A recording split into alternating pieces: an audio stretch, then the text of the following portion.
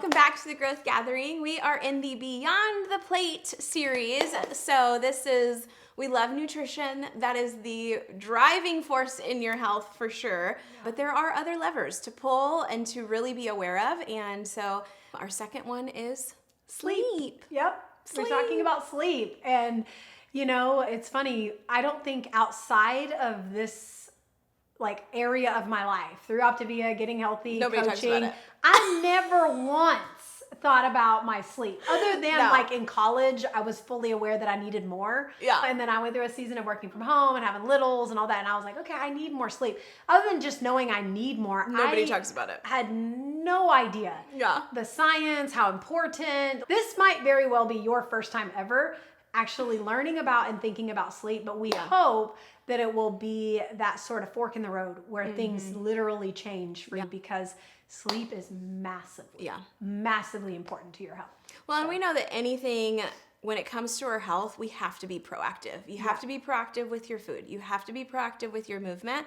And so now we get to dive in and be proactive with our sleep, because it really is huge. And so our bodies are designed to sleep a third of our life. A whole third. The creative side of me does not love that. I'm going to be honest. I'm like, I got things to do. I got people to see.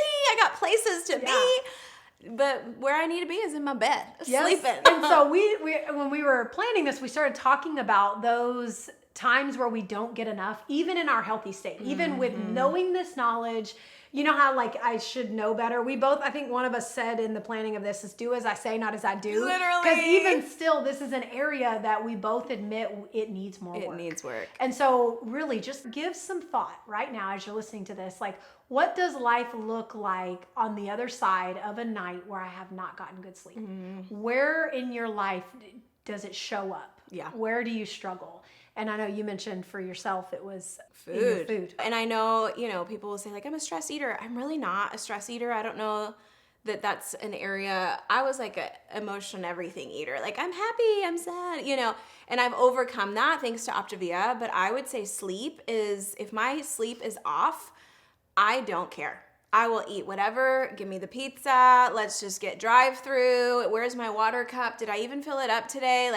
I'm so brain foggy that my inhibitions are just, everything is just game on. Now, 8 years in, right, to my health journey, to these are my snacks. And the only time I'm completely off the rails is when I haven't slept. It's crazy how much it impacts. And so it's that self-control. For me, the self-control goes down when I'm tired. Yeah. And my children would probably say I'm not the most patient person when I'm tired either. Yes. So patience and food, it's just, I don't have the I think we can all be aware. We all probably know those days where I did not sleep well. And everything else just kind of falls after. For me, I require, the work I do in my job, my 9 to 5, requires me to be very creative and very on mentally. And that is one area for sure that I know when I've not slept well, I am of no use to anyone.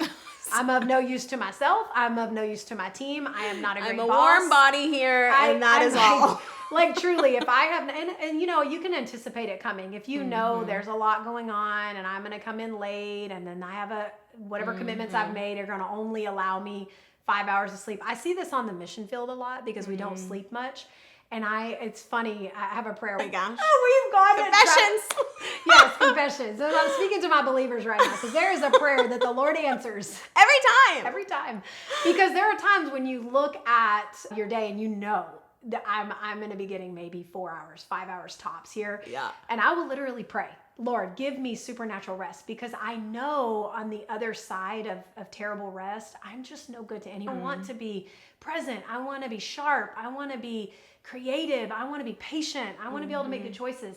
And so I'm like, Lord, I need your help, because I know how important tomorrow is. And I know I'm not going to get the 7 to 8 hours of sleep that I need. Yeah. So come and meet me in that gap and let it and just feel it. And so literally it's a prayer. Truly. Because I know how important sleep is. And for you might, we were trying to think of all the areas that we know lack of sleep impacts. And like she said, for food, for me, it's creativity. For you, it might be your ability to have self-control in all areas, food, emotions, you know, your mental state. Sleep is crucial. We were actually reading in Dr. A's Your Life book about a study that was done on rats. They intentionally deprived rats of sleep in order to prove how vital sleep is.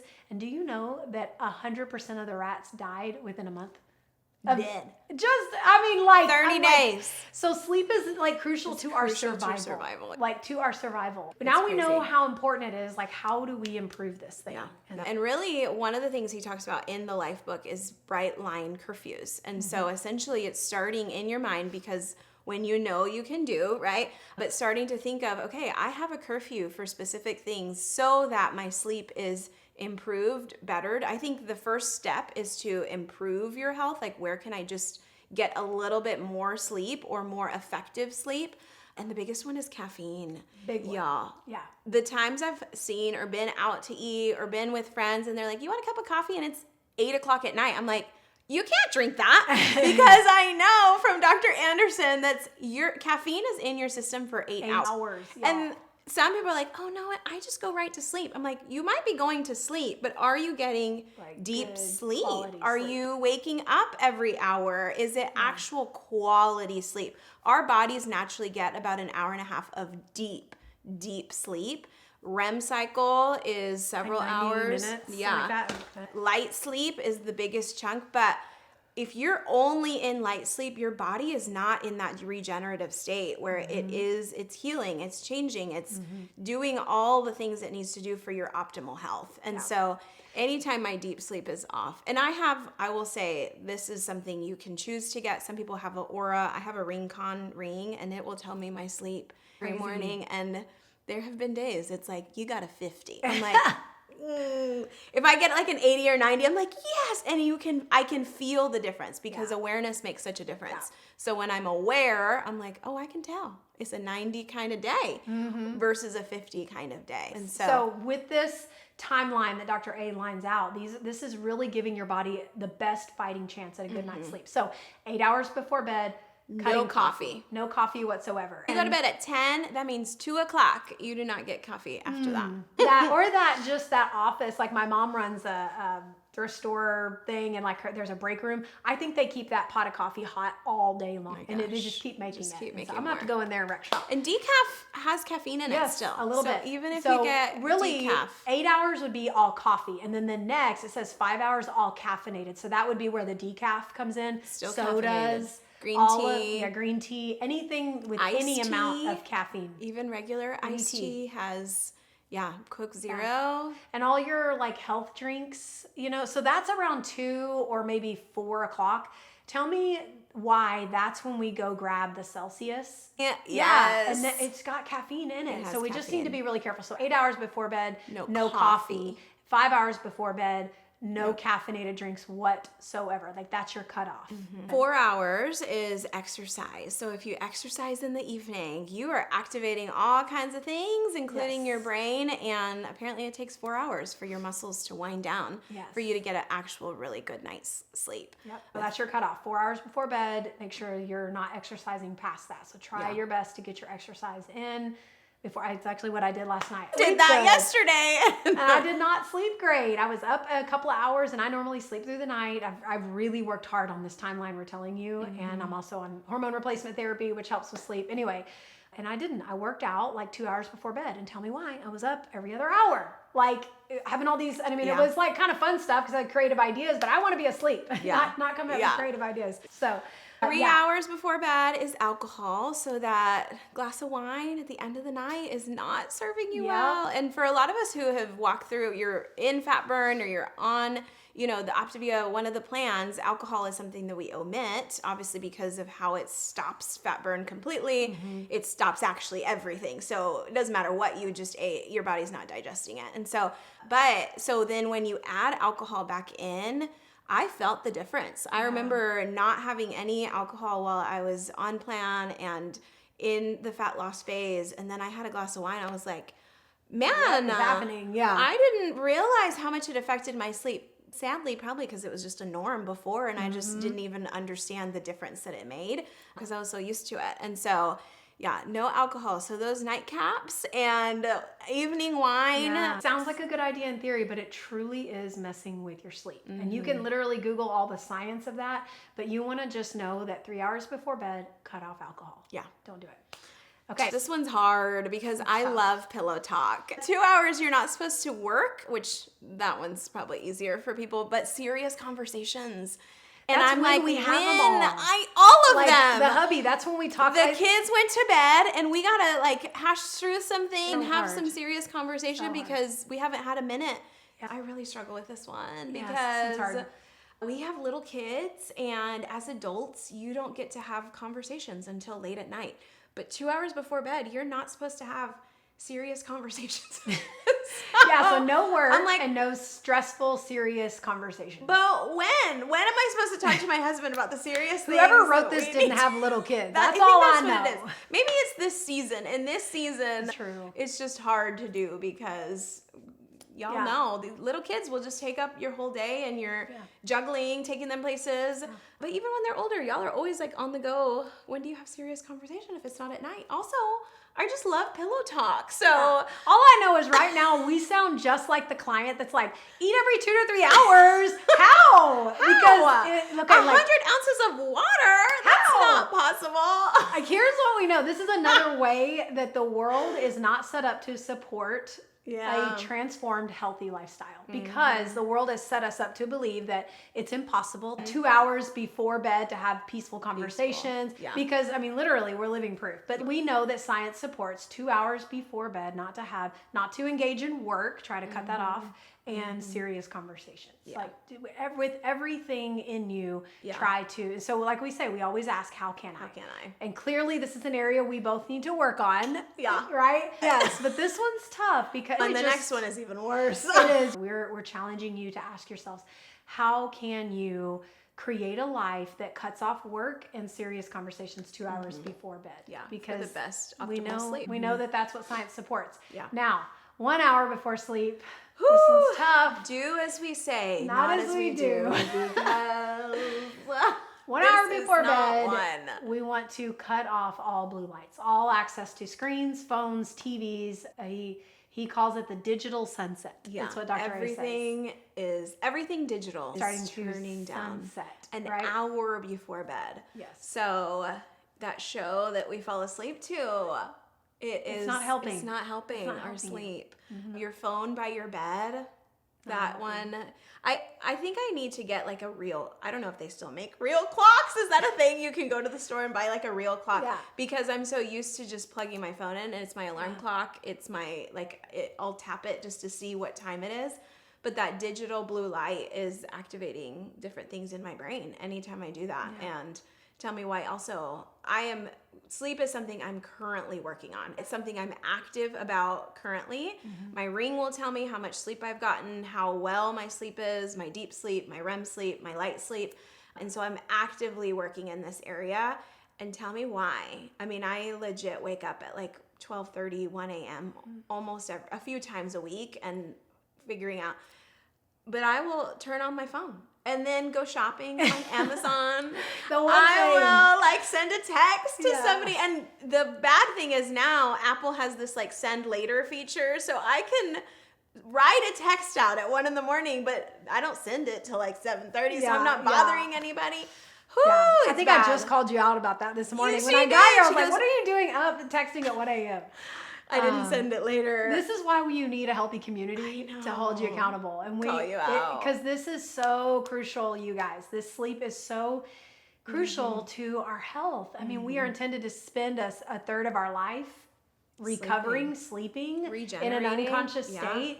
And if that's how much like if that is how we were designed, then don't you think we ought to pay attention to making it as optimal as possible? Optimal, yeah. This is the timeline, but there are a couple of other things we can do to improve our sleep. I loved the tips you had, like a mask. A sleep mask, and really it's just cutting out the light, because any kind of light, it's going to activate your brain, and so a sleep mask can do that.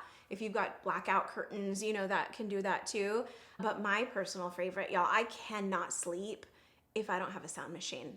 It is, the white noise. My kids can't sleep without a sound machine, but it's the silence, breaking the silence, right? So if you've got animals, if you've got kids, if you're in a neighborhood, in a city, and there's just sounds, there's noises, there's nature sounds, whatever might go off and it's going to wake you up, minimizing that the best you can, and the sound machine will do that. So Shelby had the honor of rooming with me. I just learned about the sound machine thing Somehow a couple years she ago. just slept in silence and dark. I thought that was working for me, but apparently not, because my sleep has drastically improved because of this one thing. So we got to room together, and I was like, hey, you sleep with the sound machine? She was like, no. What? I was like, you about to, because I am not sleeping without it. And it changed her life and her whole family. She came home and bought one. So everybody now has a sound machine, and we're sleeping way better. And you know what's crazy? For those that already use the sound machine, you know what I'm about to talk about. But if you don't, you're about to learn.